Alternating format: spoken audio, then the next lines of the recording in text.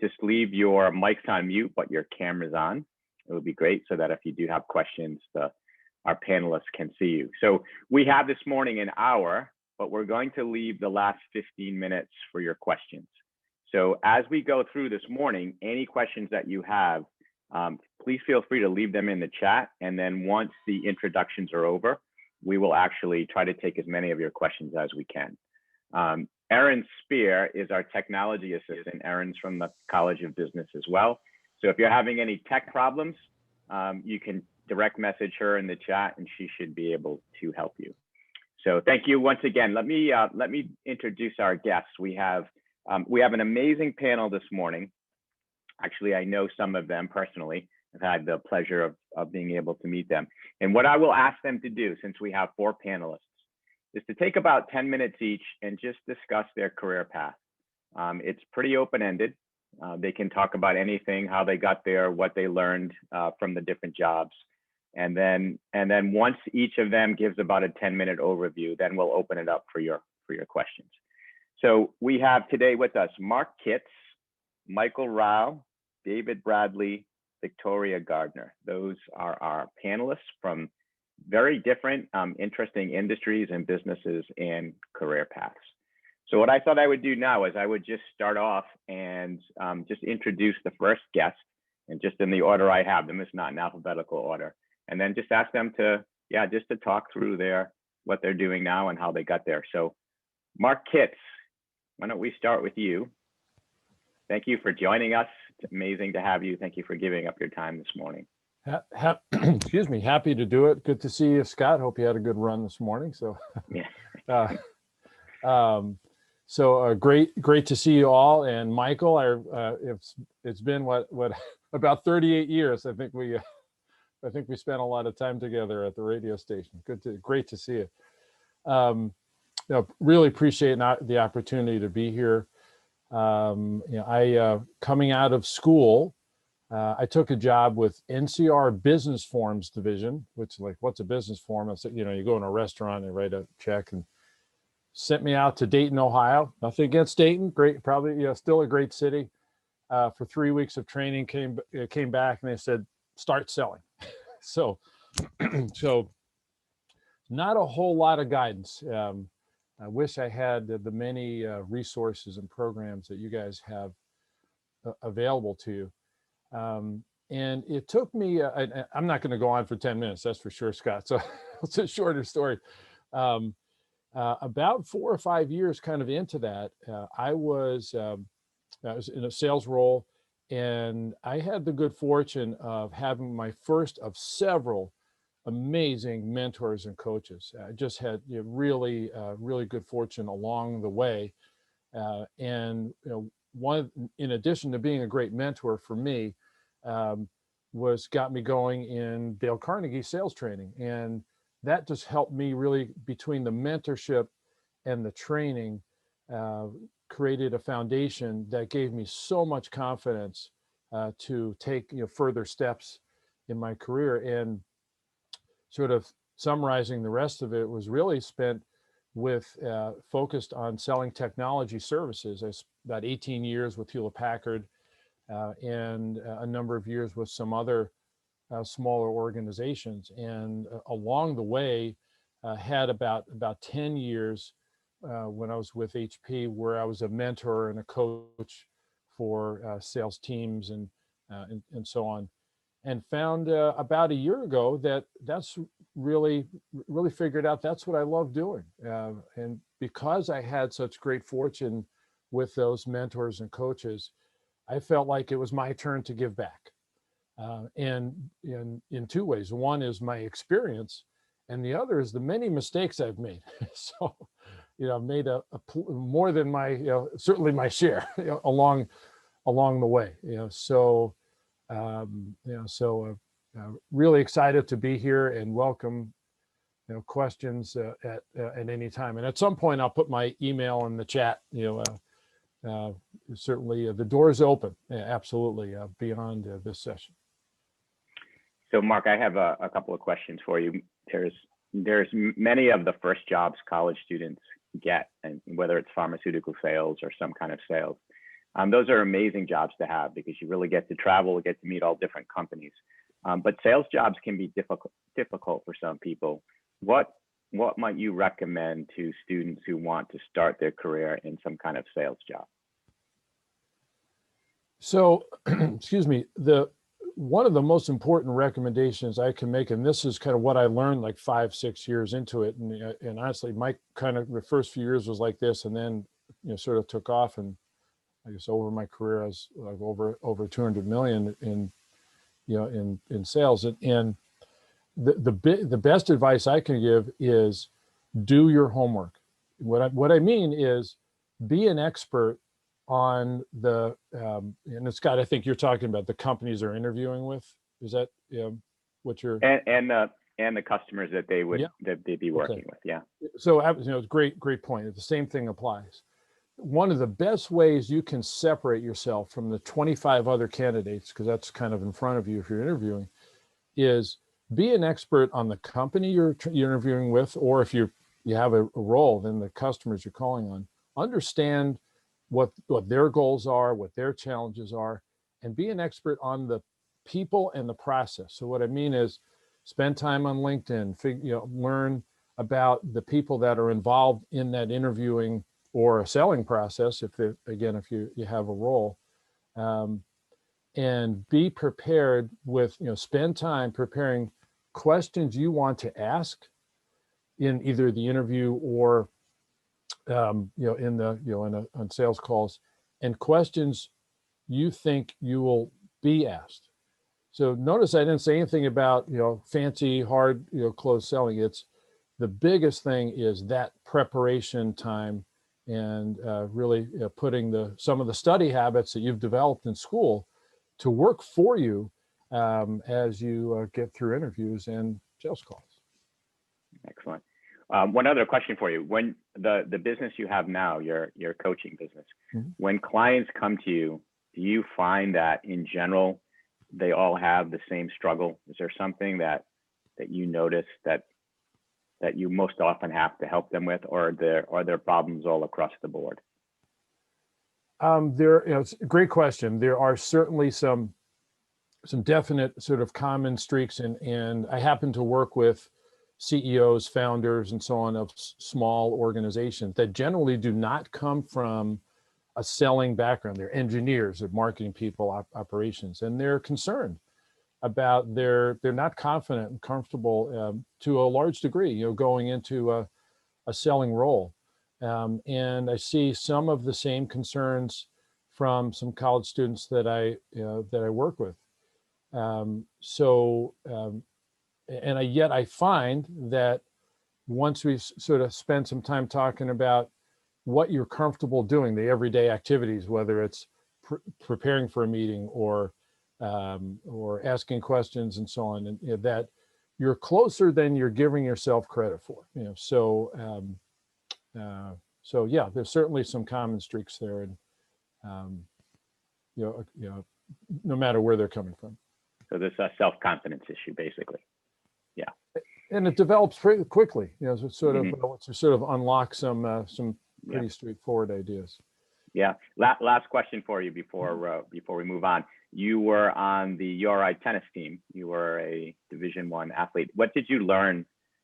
Anything that you can share in terms of what you learned from organized sports and how that shaped your other career paths?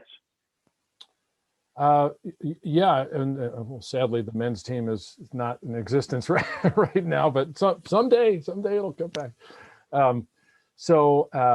What I learned, and you can learn the same thing from if you love cooking. The idea is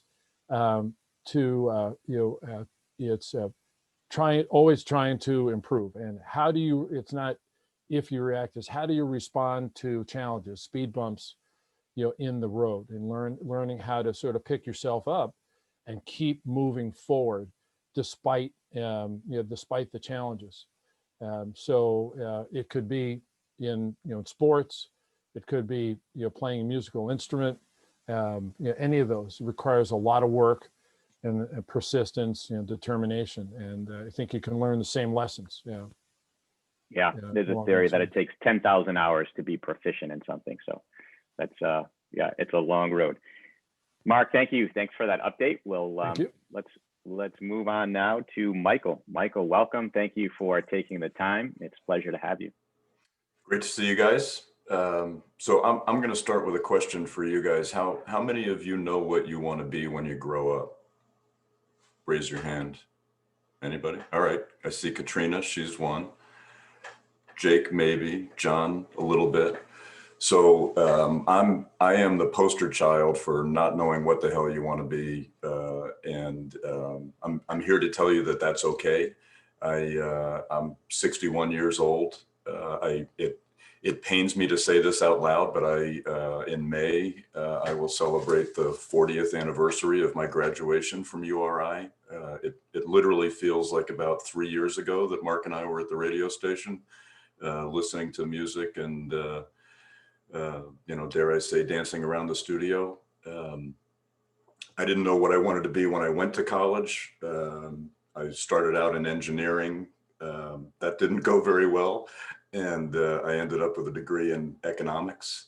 Had no intention of being an economist or working in that field. I just thought it was a really interesting subject. But I did, the only real job experience I had coming out of college was from my radio days. I spent probably more time in the radio station than I should have, but I developed a skill for creating advertising because then back then in the AM station we would sell advertising to support the radio, and so I got fairly good at selling advertising and creating content for local businesses. And so my first few jobs out of college were basically selling advertising. And I was successful at it, not, and this goes back to sort of what Mark was saying, not because I discovered some, super secret closing skill or some trick, but by asking questions of these business owners about who they were and what they sold and who they sold them to and why they were successful, and then sort of taking that knowledge and creating it, turning it into an ad, and so I was trying to help them solve a business problem rather than trying to sell them an ad, and I got pretty successful at that. Worked my way through and eventually ended up working for an advertising agency for about 5 years. So many of you may have seen, the fact that I'm a bank CEO and said, what the hell does this guy know about marketing? The first 10 years of my career out of URI, I sort of fell backwards into a career of sales and marketing, not really knowing what I wanted to do, but I had to, I had to feed myself, and that, that kind of worked. So, my tenure at the ad agency, I had a group of clients who were in the outdoor sporting goods business, and I had a group of clients who were in the financial services business. And one of my clients, the guy that ran marketing at one of the banks that was my client, left, and I had gotten to know the management team at the bank through my work there, and so I ended up getting hired as the head of marketing for this small bank. And, 30 years later, Peter principled my way. I spent about 20 years there, sort of worked my way up through the ranks. And then about 10 years ago, had the opportunity to compete for a job as CEO of Chelsea Groton Bank down in southeastern Connecticut, where I am today. I often say you can take the kid out of marketing, but you can't take marketing out of the kid. And I think as a CEO, I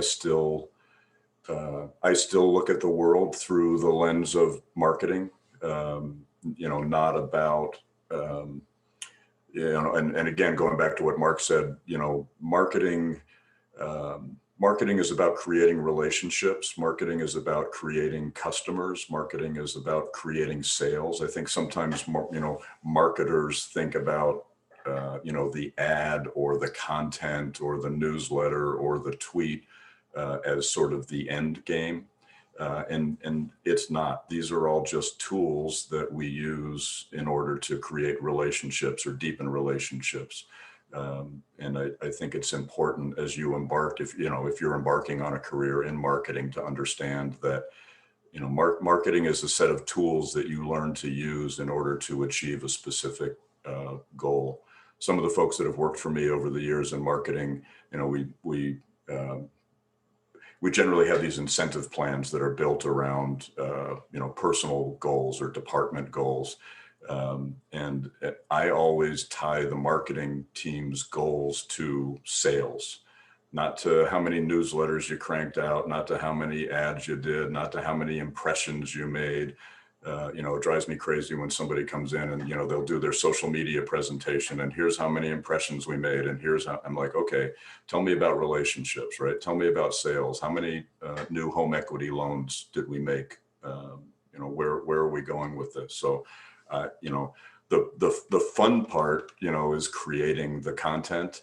But the mission, the goal is, you know, helping the company move its needle forward.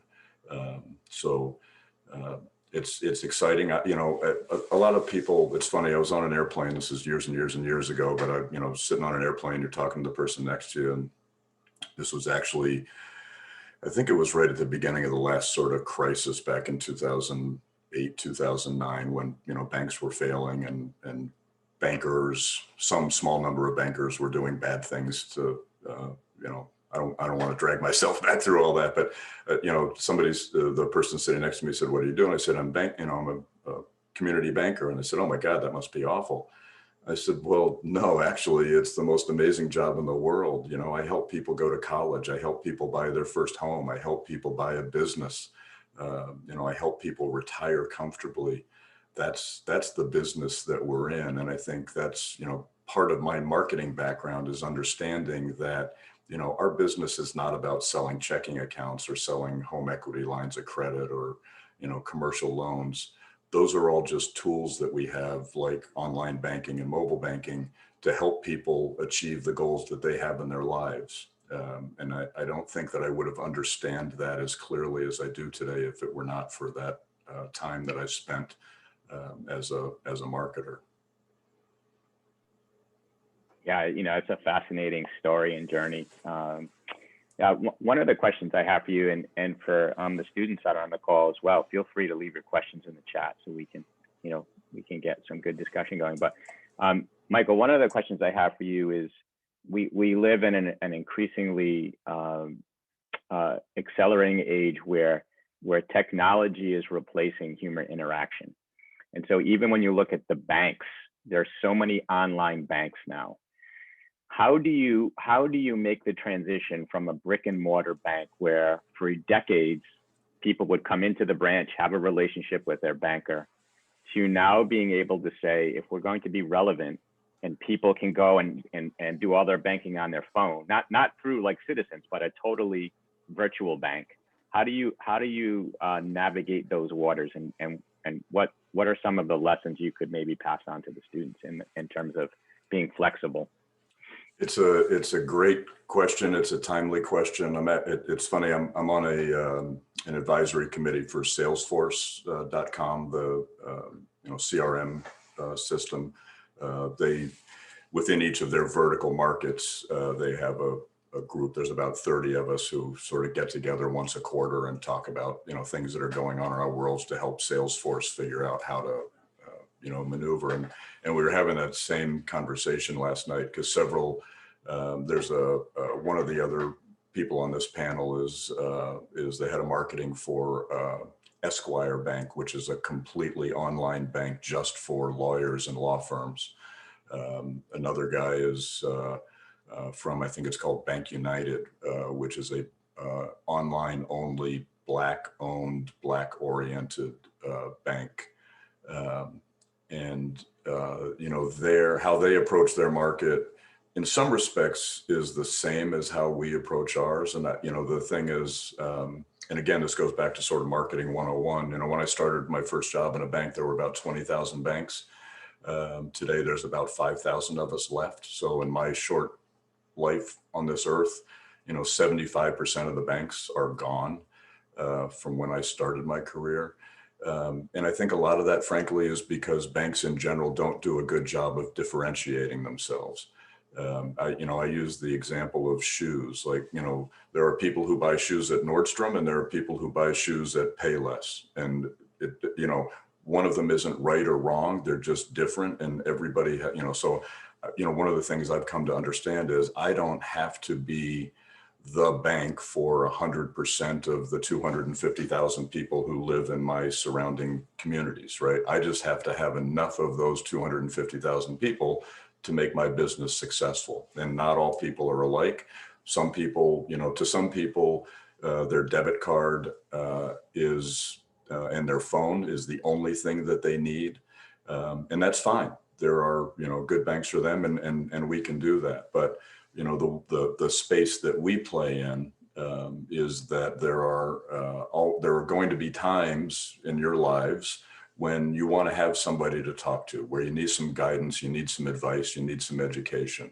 And so we sort of play in that middle space where we say, look, we've got the best technology when it comes to online banking and mobile banking and debit cards, and we've got great accounts for you to get free access to ATMs anywhere in the country and all those things. And that's great. I'm the same way. I'm pretty much fine with my credit card and my debit card and my mobile banking, but there are times when you're going to buy your first home. There's times when you're going to have a baby or get married or think about retirement.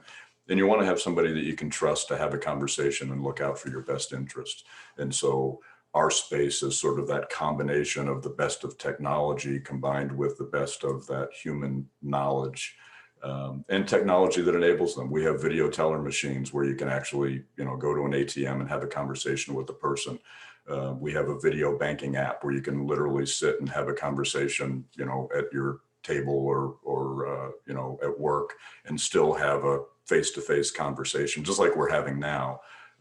So technology again is not an end in itself. We use technology as a tool in order to help us have good conversations with people and enable them to do things on their own. So fundamentally, I think your question is how do we differentiate ourselves against these other different kinds of banks and institutions?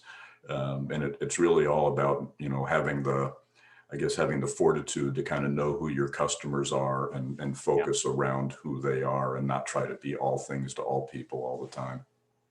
Well said. Yeah, awesome. Thank you so much for that overview. It was fantastic.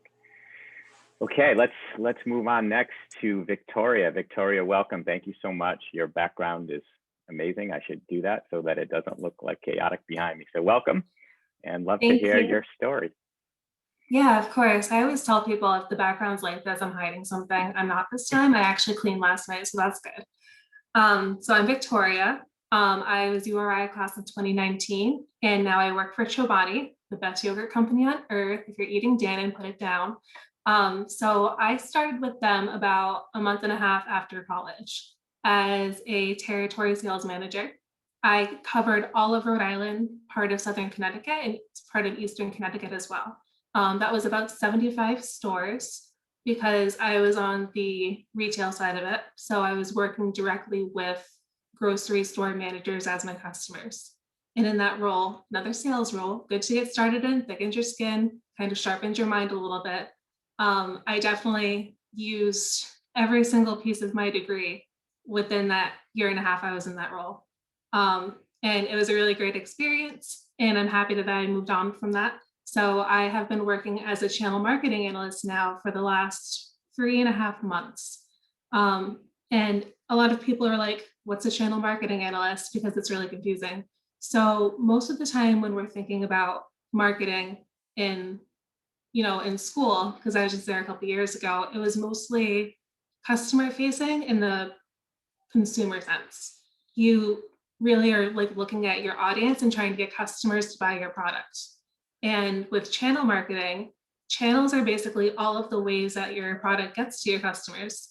So I'm building the materials needed for our sales team to effectively sell to their customers who are the actual retailers, like Stop and Shop, ShopRite, Shaw's. I don't know where else you guys shop, but it's a whole different ballgame when you're selling into those big accounts because it goes from talking to a customer, hey, will you spend $1 and buy my yogurt? Very like low cost there. And then you go up to like Stop and Shop and be like, hi, would you like to spend $50 million on us? And it's like, maybe not. So that's kind of the difference between what I'm doing versus what you might think of in your mind as normal day-to-day marketing, but it's actually really, really cool. So as my day-to-day jobs, I work with a lot of different departments. And that's actually why I was so excited to get this job, because I get to kind of see every single part of the business moving. And at Chobani, it moves so fast. Like you blink and you're already in the next year. It's crazy. So I work with all these different departments, from new product development to, the CRM team, which is like the customer revenue management team, finance, creative. And I pull from every single one of them to make the best possible selling story for those customers. And it's a really, really great time. There's definitely, in any entry level role, there's a lot of stuff that might not be the most fun. I do stare at Excel for a lot of the day. So if you guys are learning Excel, if you're taking Business 310, you're in great shape. That class saved me. And there's a lot of times where I'm staring at PowerPoint all day, building these presentations. I know so much about yogurt that I think half of my personality is turned to dairy, but that's okay. And there's other times though, when, you do all this work and you send it off to the sales team and they get to use it and they're successful. And then you see your item on the shelf a few months later and it's all worth it. It's so much fun to see the movement behind it. So that's kind of like the overview of what I do. Excellent. I love that. So you, because you're a recent graduate, I think provide another valuable perspective to the students, because they're about to embark on the same journey that you just have. But you had mentioned something early on. You said that sales thickens your skin. And so I'm just curious if you could explain and elaborate on a little bit about what you mean and what might have happened that you have that sort of perspective. Yeah, totally. So I almost did not take this job because I always thought I was really, really good at talking to people. I've always been, pretty well spoken, and I didn't really have too much trouble communicating my ideas. And I was like, oh, sales, this is going to be great for me, but it might be too easy. Let me go find some data analytics or something to do. And then I defaulted back to this job because I love Chobani. It's a great company. If you're from Rhode Island, you probably remember that they paid off the school lunch debt for the Warwick School Department a couple of years ago, which was absolutely awesome. And that's kind of why I'm obsessed with them, which is great. But with this sales job, I ended up taking it. And I knew from the interview that this was going to be difficult for me. Because you think of an interview, you go and you sit down, you're proper, you don't say crazy things, and you just get the job. I walked in and it's like, hi, help me memorize this. And I saw the sheet that he emailed me the night before. And I ended up doing a sales simulation with the director of retail for the entire country, in front of a panel of 5 other directors in the company. And I was like, okay, that's cool. No pressure. And I'm I'm well spoken and I'm outgoing, but I'm also shy. So of course I'm shaking like a leaf. I have no idea what's going on. Somehow pull that off. I think it's because I joked my way through it. And then I had to do another presentation about why they should hire me at the end, which is not as unexpected, but it's still, you get thrown into it and you have to really fight for yourself, because right now I'm selling to you. Everything is about selling. And so I kind of realized that in that moment, it's like, the barriers are gone. All I can do is show what I know at this point. So I really had to get over that shyness that I had. And I remember the first day I walked into sales, it was a field sales job. So I would travel to my accounts. I would walk in, and I always say you get 100 no's for every yes, especially in sales. And it's difficult, especially as a young woman too. I'm 22 years old walking into all these places where people have been doing things for 30 years and trying to get them to take me seriously, be like, hi, you need to buy my yogurt. Like, first of all, I'm a yogurt salesman, kind of hard to take me seriously in the first place. But to kind of have to walk into that environment, be in their space of something that they know what they're doing and convince them that I know what's best. Got a lot of pushback with that. It's not necessarily that they're mean to you, because most people are very respectful that I've come across. And And I think I've been fortunate to have that experience, and I don't think it's a scary story everywhere, but you definitely have to be prepared to like hear the truth and have people get a little bit annoyed with you. So I think that's kind of what thickened my skin with that. Yeah, that, that's such a valuable experience that you shared. And I hope everyone can have that experience, because to push through that doubt and that rejection is essential, because people fear it more than they really have to. And I think it holds them back. So kudos to you for doing that, and great presentation. Thank you, Victoria. Thank you. Our fourth panelist, David Bradley, has a very interesting business. I've heard him speak personally at different events.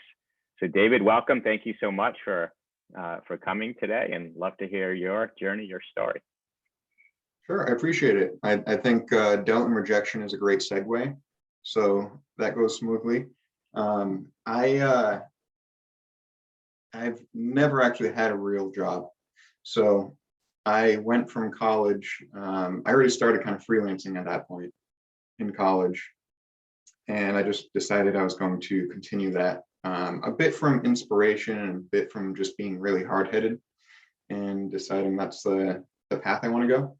So I have a little bit of a different take on things, but I don't necessarily always recommend that path either. The smart thing would have been just get a full-time job somewhere, rent's covered much more reliably that way. You learn a whole lot that way, but it wasn't my path. So I really mostly focused at the outset.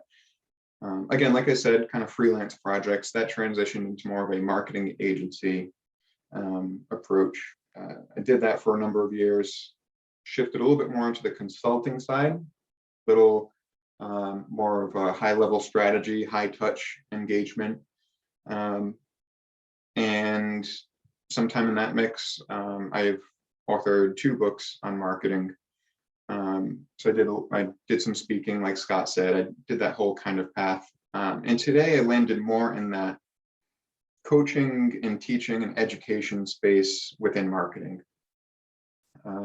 So in that regard, I have taught at Rhode Island College, a few marketing classes, but really in my private business, I work with individuals and companies to provide that marketing education or the training on how to run a marketing business to my own clients and my own students.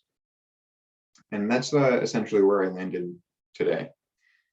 And there's a ton of different bits of information that was shared in the last half hour or so from everyone here. The importance of sales, of understanding how marketing impacts a business, the full picture of things. And I can go down any of those rabbit holes. I'll let Scott direct me a bit, but one thing I'll say to begin that I think can apply to anyone is that whatever that path is that you want to follow for yourself, it really comes down to the discipline to try to attempt different things, to apply what you are learning, so that, you know, when you apply something, even if you don't have a job where you can do that, if you just do a mock project on the side or try to apply what you're learning in school, at work, whatever, the best that you can, you're going to make some compound gains in what you understand, how you see things develop for yourself. I mean, you need the discipline to do that as something distinct from motivation, which is like a cheap video you find on YouTube, very fleeting. But the discipline to, regardless of your mood and how much you really want to do it, say once a day, I'm going to spend 20 minutes working on this or that, developing my skills in a certain way, that's what gets you somewhere. And the defeating part is it doesn't get you that far in year 1 or year 2. You start to see those gains in year 3 and 4 and 5 when you've been making those efforts. And now you start to differentiate yourself a bit. And years 6 and 7, 8 and 9 and 10, where everyone else that hasn't been doing the extra work to develop themselves, they're at a certain level, you're probably managing them at that point. You're probably at a different pay level. You're probably have more options and you're just in a different world.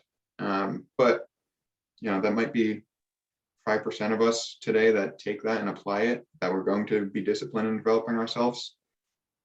but that's why it works. If you put in the effort, it pays off long term. You know, it's amazing in all my work with entrepreneurs, where people very similar to you that decided not to go to an established company.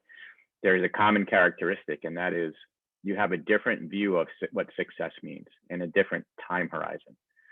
This amazing author, Tim Ferriss, who's written many books, The 4-Hour Chef, The 4-Hour Work Week, whatever, he basically said, I write a book by writing 2 crappy pages a day. And 2 days in one day, 2 pages, you multiply that over a month, you've got 2 chapters by writing 2 pages a day. It's just amazing that sort of long-term view. I'm just interested to know, as you sort of pursue this, you said that this is not a path for everybody, which I absolutely agree with. Going on your own is not, it's not necessary for everybody. Can you just elaborate for those that might be on this call that are thinking, you know what, I don't really want to work for the man. I want to go off on my own. What advice would you have for them? Yeah, I think I think self-employment, entrepreneurship, it's a very sexy idea, and it's very much the opposite when you're in it, because you're just getting beat down a bunch, and it's easy to sound like pompous, I guess, talking about it. Like, I figured it out, worked out for me. Realistically, I'm just a terrible employee. Wouldn't last long. Constantly just, I have an issue with authority. I haven't really reverse engineered why, but it's just the nature of me that it seemed almost necessary to do that. Now, the smart approach is to find a balance. This is my actual recommendation, and get a part-time gig somewhere. Work 20 hours a week, 20 hours a month. Something is going to be better than nothing. Because starting out with your own business, you probably start out with 0 customers, and landlord doesn't care. You want to go get some groceries, that's still happening. So, you know, money is a necessary thing. Cover yourself to a degree while giving yourself still the time to work on things. And the time you do work on it, you'll be more focused on what matters. And you have a little bit of coverage that way as well. You find something like that, and that's becoming more and more common now with remote work. If you want to go out on your own, I think creating a smart path that gives you the time to think about how do I do things, so you're not always in a rush to say, how do I pay rent right now? Which is some good to that kind of anxiety, but it's a lot. That would be the right approach, I would say. Excellent. One other question for you before we open this up to students and questions. I notice a lot of entrepreneurs, they have a great idea. In fact, Mark and I work with some people in common, but they don't know how to sell it. They don't know how to get that first customer, that second customer. What did you do? How do you go from just yourself to saying, I need someone to hire me? What is it that you could recommend, even if a student wants to just do a side hustle? What would you recommend? Well, we're constantly, every day, waking up and inventing reasons for someone to hire us, which is a unique kind of take on your day. Yes. And, you know, I think there's smart ways to approach it, where you're doing that research to figure out what do people actually need, who can I target very specifically, so I know exactly what works in this kind of field, with this personality, with this niche or industry, etc. My approach early on, I think, was a little bit everywhere. It took me probably 4 months of focused efforts to land client number 1. That client was a project that was $2,000, broken up into $400 or $500 payments over 8 weeks or 10 weeks, whatever the original plan was. And it was way too much work for too little money, but that's how we start, right? So 6 weeks in, I got my first payment, the $500, and the business, well, they went out of business. So that was the first and last $500 I got from that. And that was client number 1. So I made it this far. I guess it got better, but to think it's just going to be an overnight success is tough. And that's what I expected back then. I wasn't as smart about long-term thinking then, but it kept me going. So that's how things started out, the honest truth of it. Yeah, it's a great story. I love the story. Thank you, David. All right, at this point, I would love to open it up to students for questions for any of the panelists. I know there might be some in the chat. Aaron, I don't know if you had a chance to see if there's any unanswered questions in the chat. I have not had a chance to do that. But while Aaron is doing that, anyone have a question for any of our panelists or a comment, or really would love to hear what you all are thinking? I actually have a question. This goes for really any of the panelists, but I'm a senior and I'm kind of starting the job interview process. I actually had my first job interview yesterday. And I am thinking about pursuing a role in kind of the sales marketing field. What kind of traits and skills are you guys looking for? I don't know if you guys can speak to hiring experience, but what are you looking for in a candidate who's pursuing a position in sales or marketing? And how would you suggest that they kind of sell themselves and close the interviewer in that process? I'll jump in quick. I interview a lot of people for a lot of jobs, and there's the basic skill set, and so I think having as much experience or being able to tie your experiences, internships, summer jobs, being able to translate what you learn from those into the skill set that the company's looking for. But to me, the number one way you separate yourself is with passion, with drive, with knowledge and understanding, showing that you have, spent weeks researching the company, researching the market. These people are interviewing, 15, 20 people a day. They've seen every resume, they've seen every person. You have to separate yourself from that pack with your drive and your passion. And you can demonstrate that by showing how much you know about their company. Not that you know everything about their company, but at least that you've got the desire and the drive that you've shown how much you're willing to do to get that job by researching and understanding. Thank you. If I can, add great thoughts, Mike. If I can add to that, certainly that you're going to get questions maybe early in the interview. Tell me about my business, and they'll stop and just see how sort of comfortably and confidently that that comes out. And to Mike's point, if you put the homework in, it'll come out okay. It'll be fine. You'll get questions about, right to Mike's point about, tell me about situations where things didn't go well, whether it's a work experience or at school with a project, and how did you react? And they'll stop and see, how did you pick yourself up and keep going, toward the objective. One of the other things that sort of continue to sort of add to what Mike was saying was one of the things that, and I had interviewed a lot of people and been the interviewee many times as well, is most times, particularly for a sales role, you don't see someone showing up with a plan. What I mean is, if you're in front, you're interviewing with someone, and Mike, you can react, Mike or David react to this, and you're interviewing someone and they show up with, here's what I would like to try to do in the first 30, 60, 90 days on one page, and you can talk from it. You might see whoever you're interviewing with fall off the chair.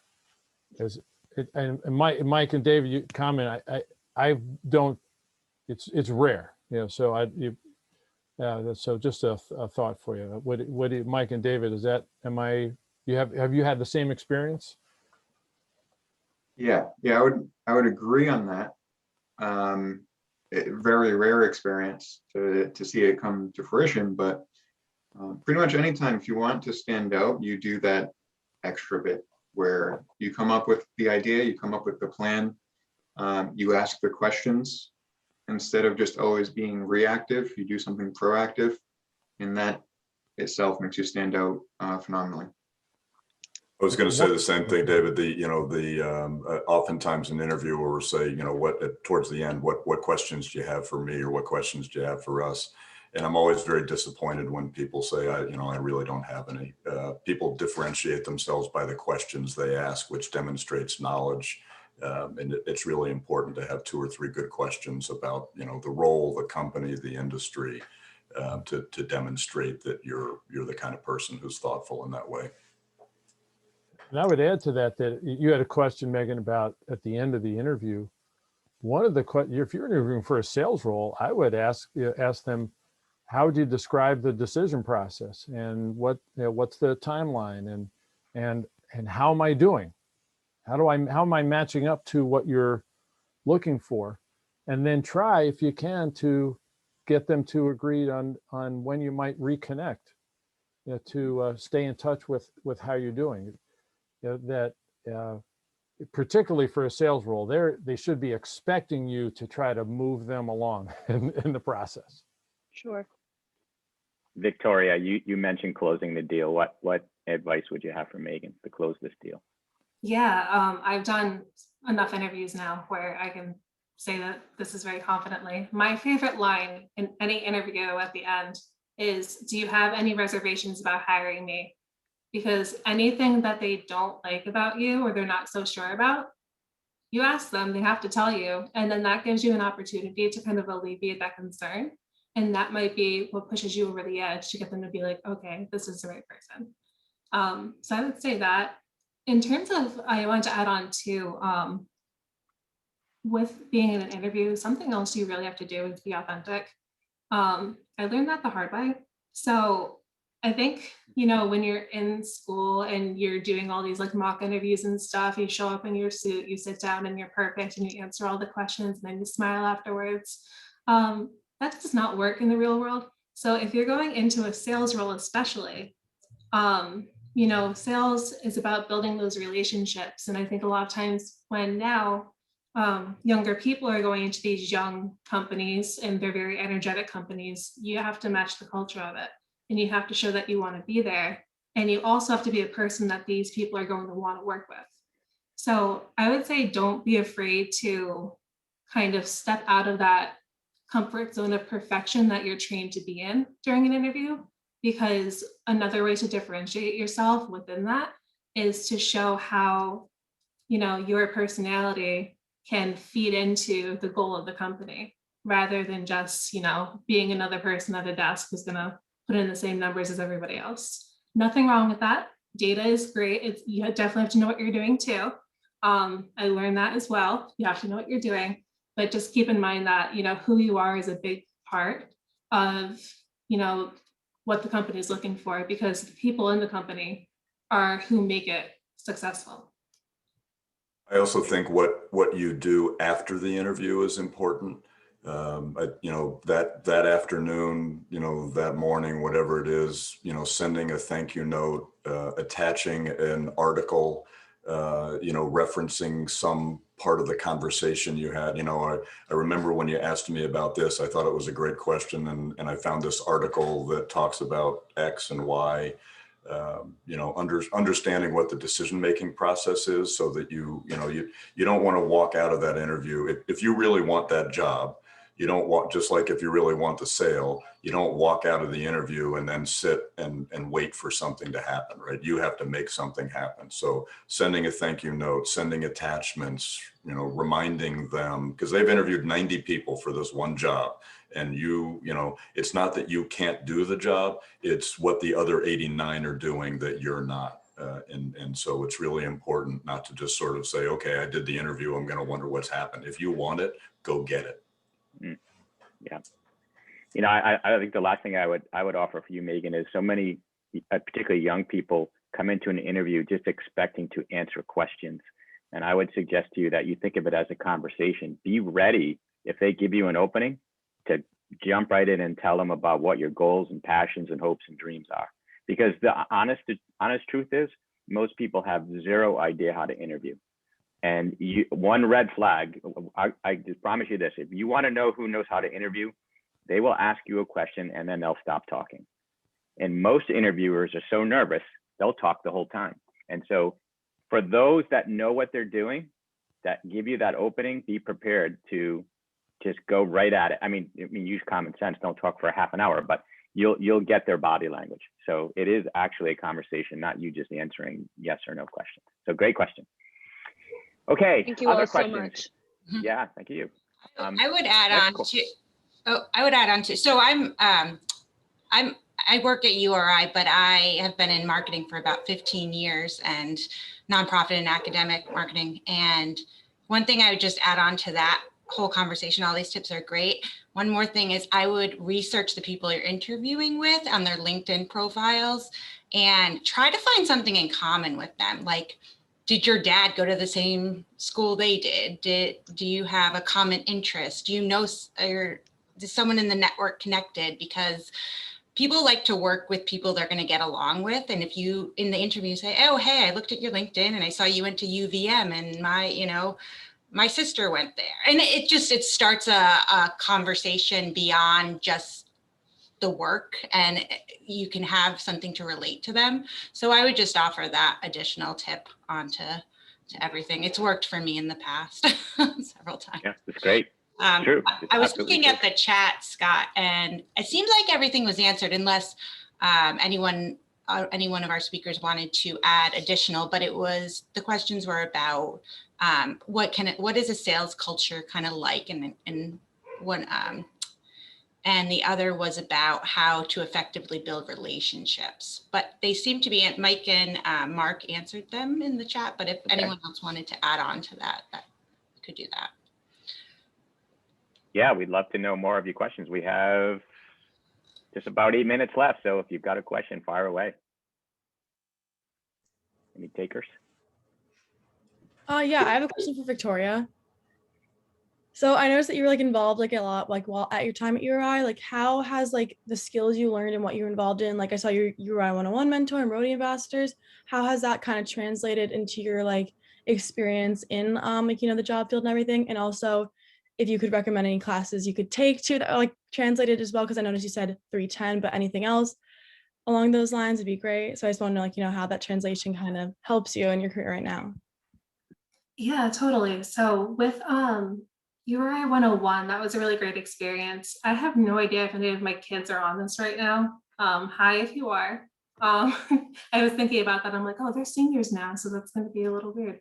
But yeah, that was a really great experience because I think when you're a URI 101 mentor, you're really, you're teaching the class pretty much. And by explaining things out loud, you actually teach yourself better and you kind of become more aware of who you are and what you're doing. So, you're teaching other people how to, have successful study habits, and you're explaining it right. You're just like, yeah, they're going to do great. And then you look at yourself and you're like, I'm not doing so great. I'm not doing exactly that. So I think that kind of was helpful for me. So if you get the chance to do it, it kind of makes you reevaluate your habits and also your outlook, I think, after being in school for so long. And it kind of hits a refresh button for you to get you back on track to where you need to be. And of course, too, I think being that role model as an upperclassman is a really, really powerful thing. And it gives you a really strong sense of pride and confidence too, that, you were able to make a positive difference in these people's lives. You were just there a couple of years ago, you know how tough it is to come into college for the first time. So they definitely appreciate it. And it's just a very fulfilling thing. In terms of Rotary ambassadors, I was vice president of programs, but the president never showed up. So I was president most of the time. So I would say it was a lot of management and leadership skills. I had about 85 Rotary ambassadors when I was in charge. And it was like little ducklings following me around and stuff. I was like, I don't know where I'm going, but you're following me, so I must be doing something right. And I think what I learned there was, looking at everybody as an individual, because as Rotary ambassador, there's so many different jobs on campus during welcome days and open houses. And you look at people and you see what they're really great at and put them in the right spots. But also there's sometimes where, people aren't really matching up to where they should be in other areas. Like maybe one of your ambassadors is a little bit shy So you also have to take a step back and be like, okay, where can I put this person to help them be more successful here? So you put them with somebody who's like me and has pom-poms and is doing backflips in the middle of Flag Road. That's kind of where you would match them up. So I think the biggest thing there was that leadership skill and that intuition to know how to work with other people. And I think that's something that can carry over to any management position, which eventually you probably will be in during a career in marketing. Yeah, great question, Caroline. Thank you. Victoria, thank you for that perspective. Probably have time for one more question. Anyone have a last question that they would like to ask any of the panelists?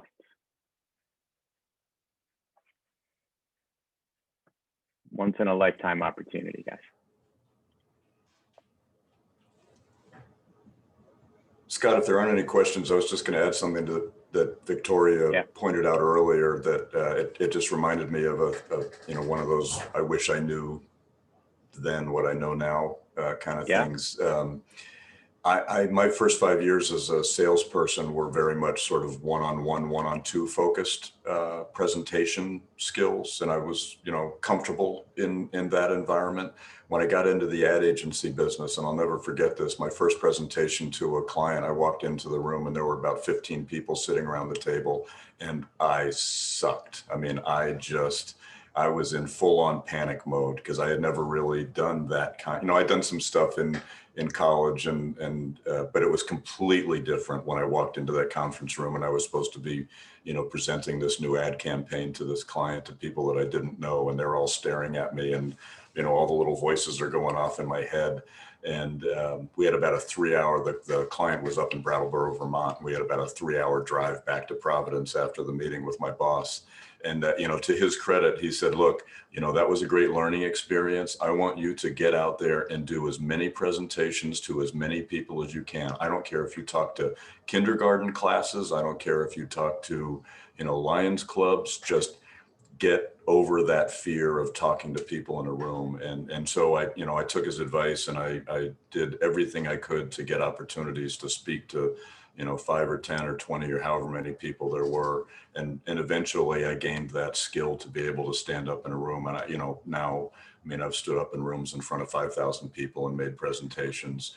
And it's just, as you go on in your career, if you're successful, you will find yourself in sales and marketing, whatever industry you're in, where you're going to have to stand up in front of a lot of people and make sense to those people. And so get as much practice as you possibly can as early as you can, because it's an important skill to have.